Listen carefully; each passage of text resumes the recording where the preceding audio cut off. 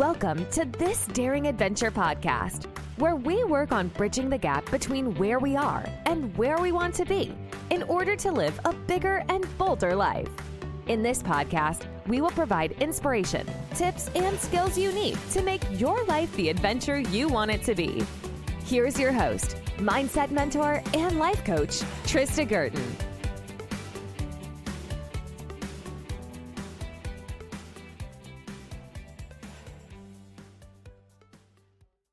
Hey everybody, welcome back.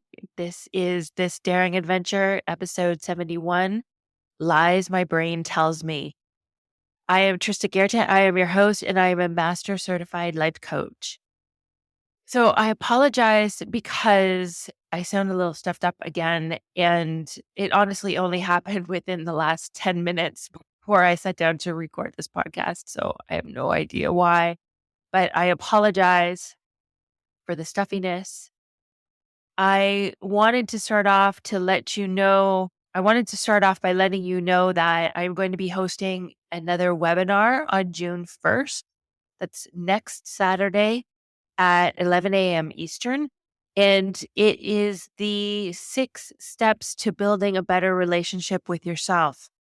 Your relationship with yourself is the most important relationship you will ever have. And it is the foundation on which you build the life that you want and you become the person that you want to become. In this webinar, I will be going through the 6 steps, including giving you an overview of the tools and the skills that I use and that I teach in my coaching program. As well, I will be introducing my new program, which is the 6-week jumpstart to building a better relationship with yourself. So I'm very excited to share this with you. I think it will be really interesting and very helpful. And you can click the link in the show notes to register for the Zoom webinar in advance. If you can't make it live, I will be sending out a replay afterwards. So be sure to register and join me because it's a very important topic. So today I was going to do an episode on things I learned from playing Wordle. And I wasn't going to call it that, but that was what I was thinking about. And that's how this episode started. I started playing Wordle last year intermittently, not very seriously, if you play Wordle seriously. But I started playing a little bit more this year. And then in April, I committed. I was like, I'm going to play every day. And I've been doing that consistently. I think I missed one day in April and one day this month so far.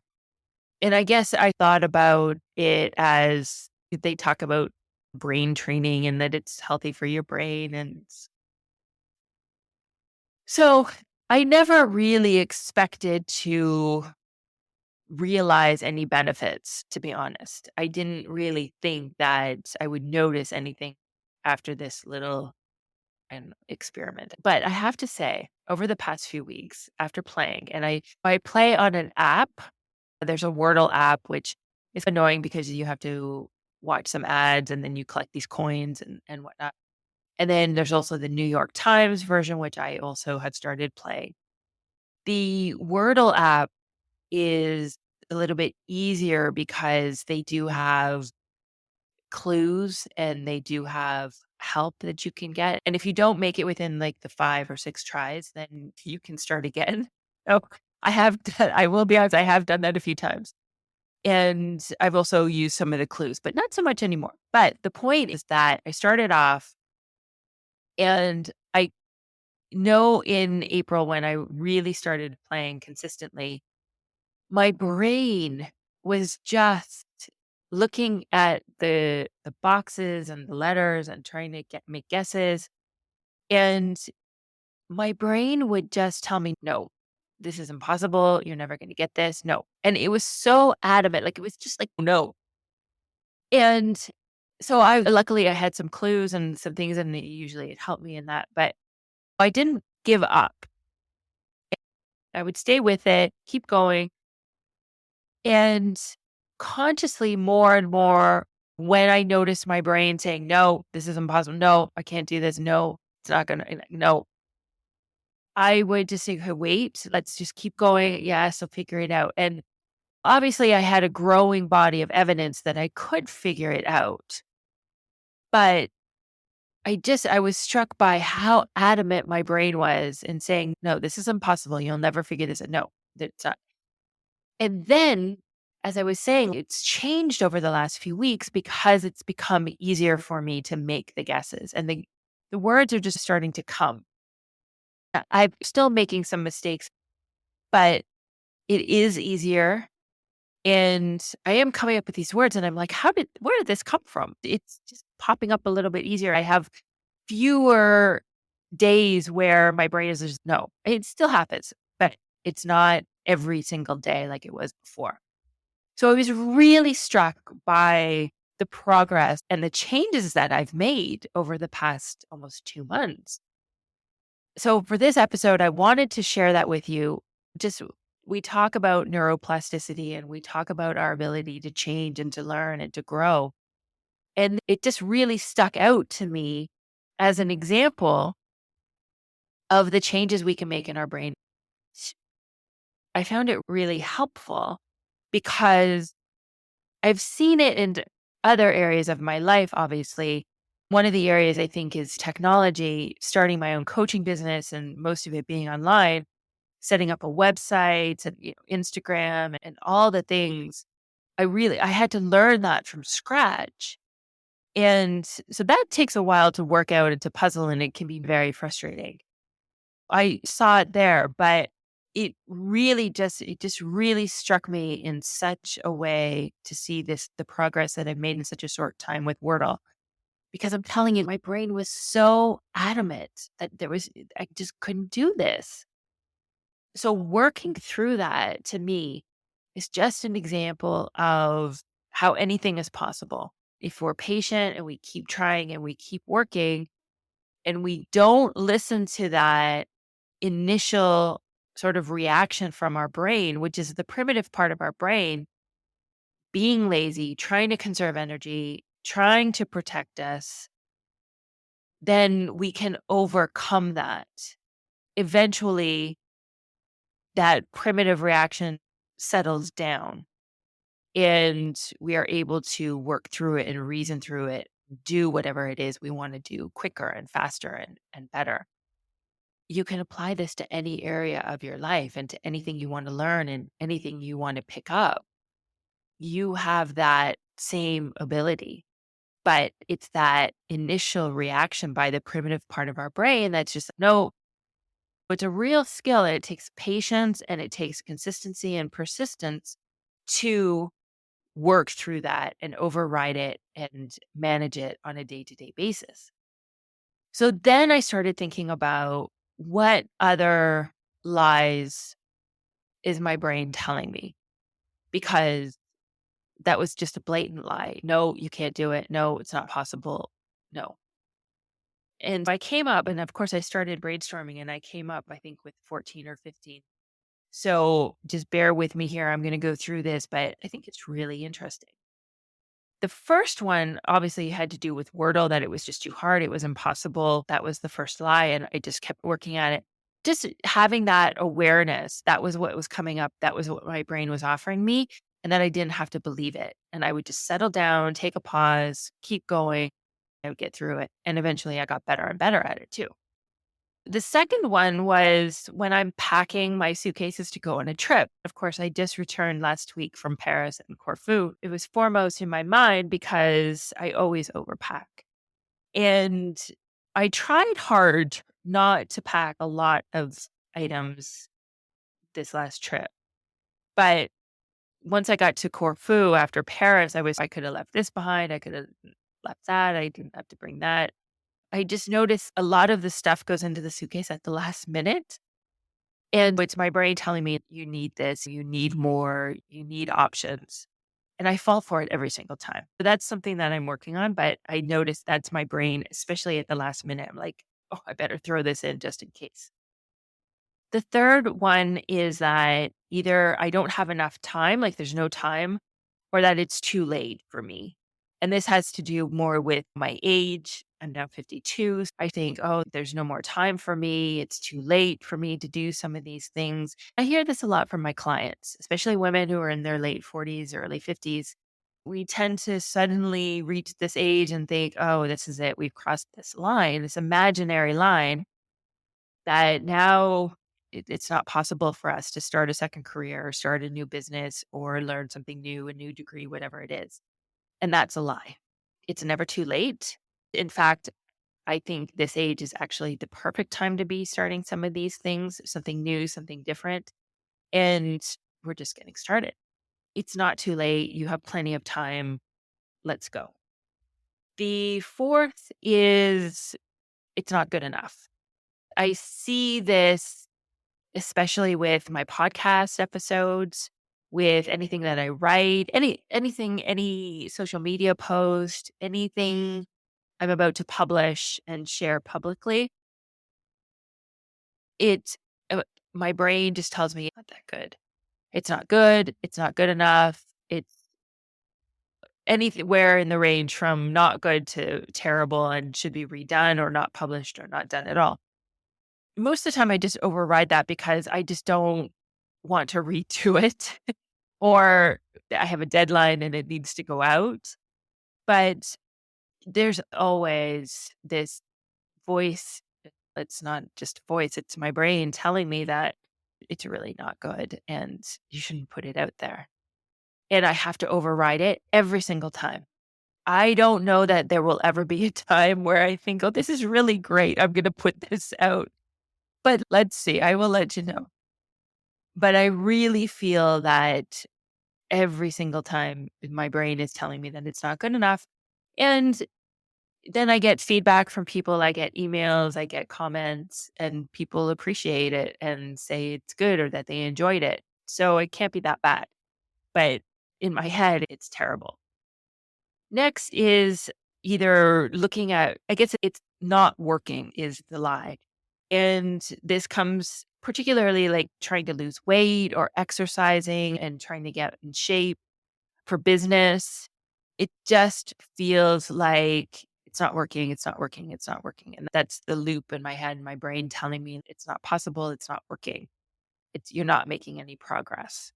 And most of the time, I think when we're trying to make changes, when we're trying to grow something, do something different, learn something, it feels like we're not making progress and we're not making progress and we're not making progress and we're stuck and we're staying still and we're not moving forward until all of a sudden we realize, wow, we have changed. We have moved forward. I think I've been doing a lot of mindset work over the past couple of months. Again, some very precise and focused mindset work during April and May. I was just doing it every day, same things, journaling, writing, mindsets. I was just repeating the same exercises and the same activities day after day up until a few days ago. I felt like it's not making any difference. It doesn't matter. I don't know if it's working. And all of a sudden, I'm like, wow, there's been a profound shift and it is working. I should know better because these things always take time. And I would say the exact same thing to any of my clients. I've made so much progress over the last few years. So I know all of this works, but my brain is just, nope, no. And then all of a sudden it's just the shift and the change is so noticeable. So it's just a lie that it's not working. The sixth lie is I'll start tomorrow.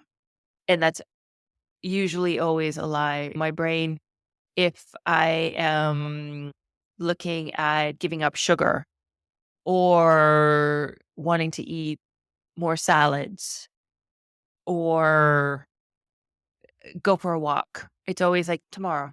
I'll start tomorrow. I'll have salads tomorrow. I'll have more quinoa tomorrow. I'll go for a longer walk tomorrow. That's just a lie that my brain tells me. Obviously, it feels very good in the moment.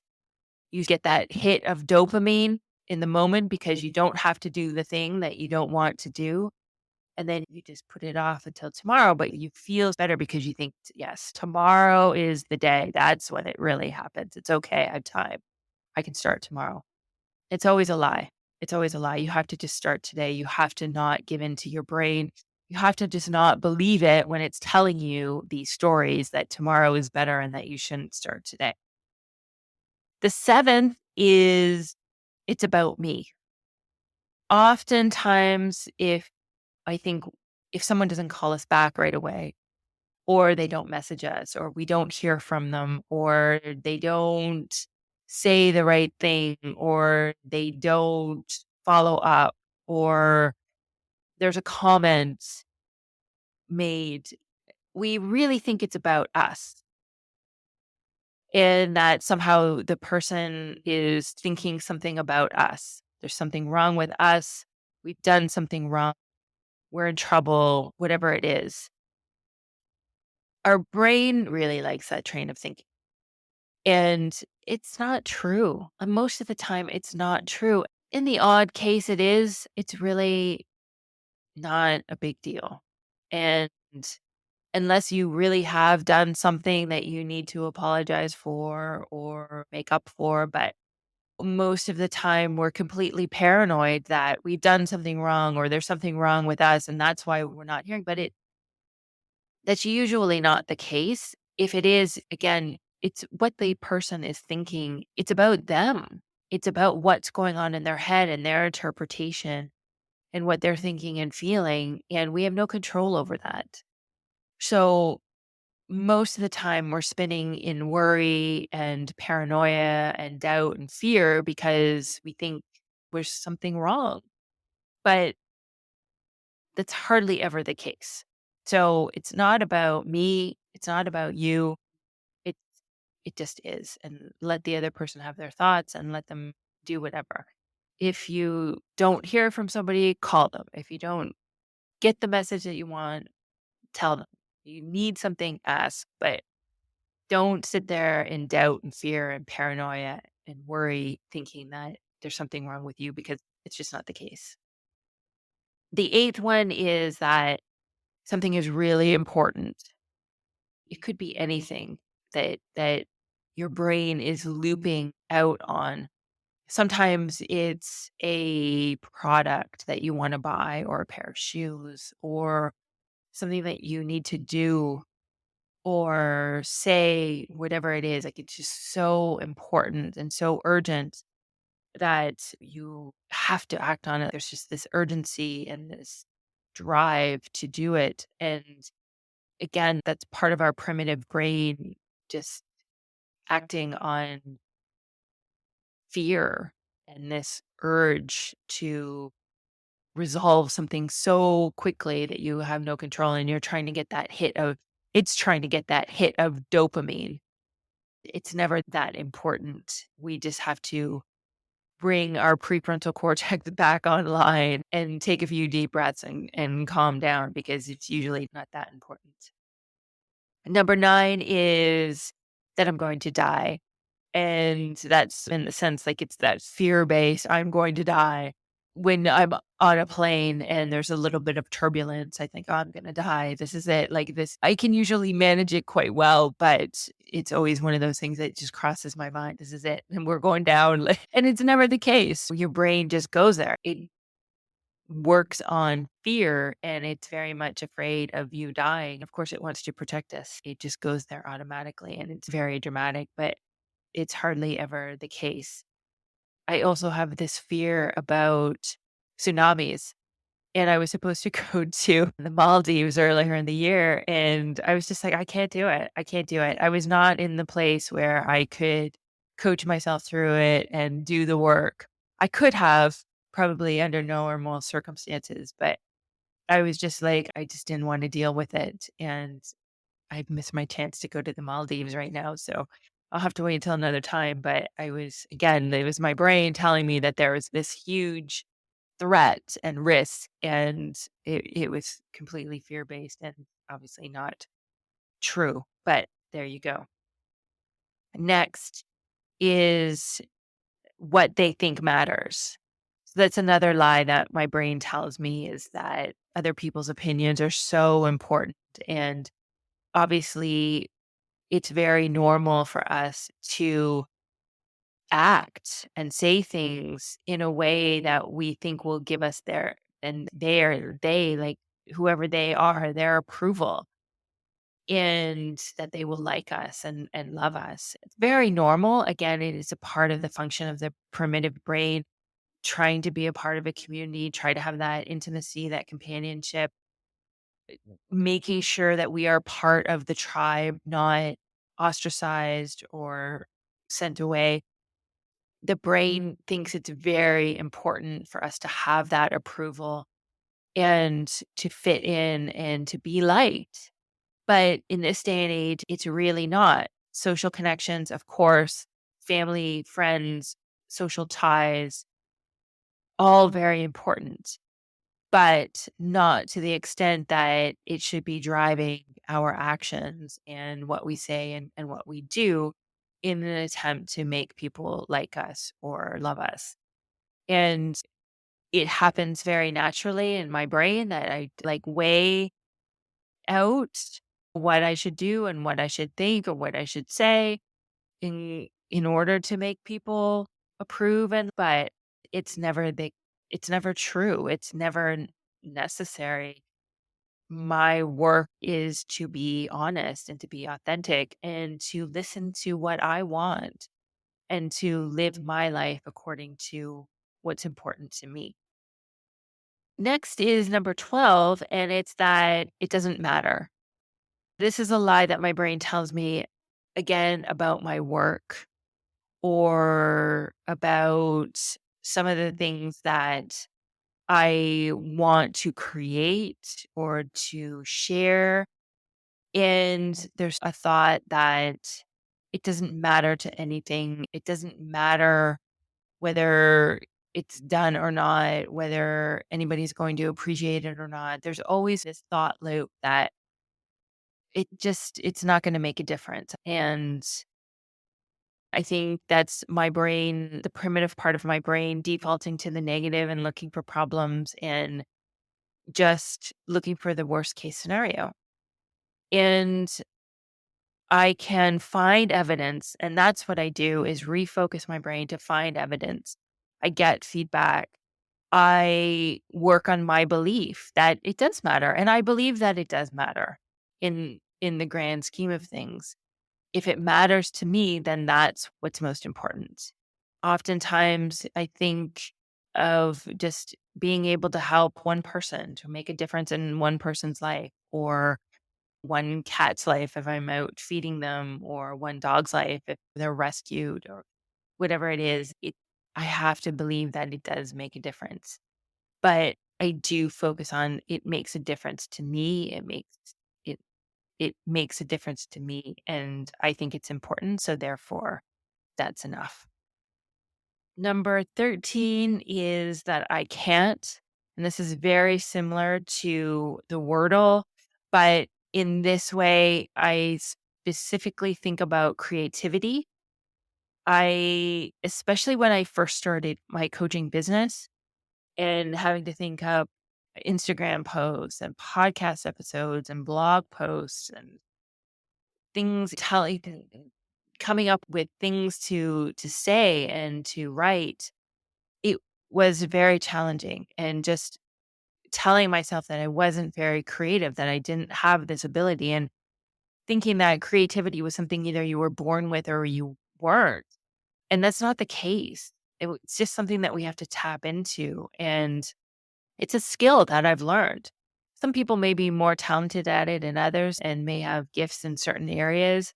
But yeah, I'm not going to become Picasso and I'm not going to be drawing like Degas, but I can come up with ideas and I can come up with programs and I can come up with webinar ideas and things like that. It's a practice and I still feel like I'm still at the very beginning stages, but I'm seeing that it is possible and it is something that you have to work at and learn and you become better at it. Just like Wordle. I don't let my brain tell me anymore that I'm not creative. I stopped telling that story about myself. All right. Then the 14th and final lie is that I'm going to lose it.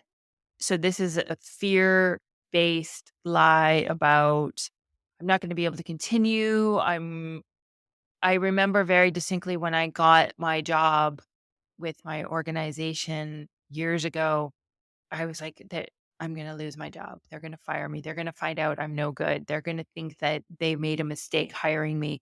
I remember that I was always just afraid I was going to lose my job. I was going to lose my money. I was going to lose it, like just whatever I had built up, whatever I had created, whatever was important to me, I was going to lose. It was very profound within my professional life. There was just this constant fear. I'm just not good enough. They're going to find out. They're going to know. They're going to see. And again, it's a lie. It's my brain just defaulting again to the negative, looking for problems.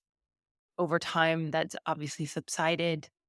But I have done a lot of work on that to just calm myself down, calm my brain down, override it, manage it, refocus it, and just continue on a day to day basis. It's not so much the case anymore, but I think it still comes up in little ways and in other areas. So there's always that fear that you're going to lose something that's important to you and that's something that you've acquired or something that you've built, that you're going to lose it.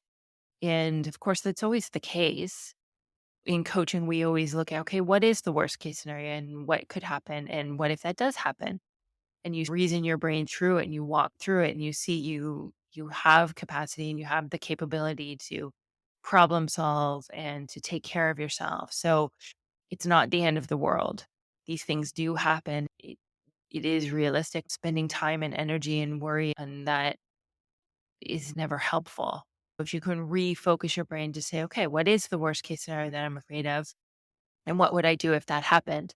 It does help to calm the brain down and to just focus it on what is possible and that it's not this big, scary idea or concept anymore. It's a little bit more focused and it does help to calm the brain down. It sees that it's not just this vague, scary thing that, that is coming at you. So those are my 14 lies that my brain tells me. It's important to know that your primitive part of your brain is always going to function like that. It is looking to seek pleasure. It is looking to avoid pain. It is looking to be as efficient as possible. It has kept us alive. It has kept us surviving as a species for thousands and thousands of years. But it has not caught up to where we are today in modern society. So it's still looking for threats. It's still looking for problems. It's still defaulting to the negative. And it still has a great deal of fear about your physical security. It uses fear as a protection mechanism. Your job now is to use your prefrontal cortex, the part of our brain that analyzes and is rational, and we can use it to plan ahead in order to manage your mind, in order to manage that primitive part of our brain. And these thoughts from your primitive part of your brain will continue to come up as long as you're alive. As long as you have a human brain, it's going to continue to function like that. But when you have greater awareness of what's going on and you understand that you don't have to believe it, that it's not serving you, and that you can refocus it and choose intentionally the thoughts that you want to think instead of just being at the mercy of what your brain is offering you on a day to day basis. And that is the secret sauce. That is how you overcome yourself and then move yourself forward to create whatever it is you want and become whoever it is you want. That is it. You do the daily work. Every single day, you have to show up. You have to clean out your mind. You have to focus it. You have to be intentional with your thinking. You have to make sure that you're not just believing everything that it tells you, and being clear that if it's not serving you, if it's not helpful, then you choose something else. And you practice until it becomes a well-worn neural pathway in your brain so that it becomes more believable and it's driving your feelings and your actions. And then you're able to create the results that you want. It takes work. It's daily work. I tell you, if I don't do this daily work, I know my brain just goes off into the gutter and I can really notice a difference. It's the same way if you stop practicing yoga or if you don't exercise for a while, you feel tight, you feel that difference in your body. You're not as loose and not as comfortable as you were when you were exercising. It's the same way with your mind. It's if I'm not cleaning it out, if I'm not being intentional, if I'm not focusing it, it does just go off and left to its own devices. It starts looking for problems. It starts offering me a lot of fearful thoughts, lies, and it runs on loops. And that's what keeps us stuck. We just are letting it run on its own devices and just doing whatever it wants. And it keeps us in these loops over and over again so that you stall out. You're not able to take action. You're not able to focus and create whatever it is you want. This work is not easy. You're never one and done, but it is possible. And this is the work that we do in coaching. So if you're interested in trying coaching for yourself, the link to my calendar is in the show notes. I'm still offering free 45-minute coaching sessions until the end of June. If you want to sign up, come learn more about coaching, try it for yourself, bring any issue you wish, and I'll coach you on it. I will also tell you about what it would be like to work with me. I am introducing a new program, as I mentioned at the start of the episode, the 6-week jumpstart to building a better relationship with yourself. I will tell you about that. Or you can join me for my Zoom webinar on June 1st. And I will also tell you about my 3-month Get Unstuck program. I will take you through the 4 pillars of my work and show you how impactful and important this work can be. It is life-changing, and I can't wait to share it with you. Thanks for listening, everybody. If you have a moment to rate, review, share, subscribe on Apple Podcasts, I would greatly appreciate it. It gets the podcast out to a wider audience. Thank you so much. I'll talk to you next week. Bye-bye. Thank you for listening to This Daring Adventure podcast with your host, Trista Gurton. We hope you enjoyed the tips and conversations on how to get excited about life again. As always, you can head to tristagurton.com for additional resources and to book a one-on-one coaching session. You can also follow Trista on Instagram at Trista V. Gurton. Don't forget to subscribe, rate, and review us on Apple Podcasts. Thanks again for tuning in, and we'll see you next time.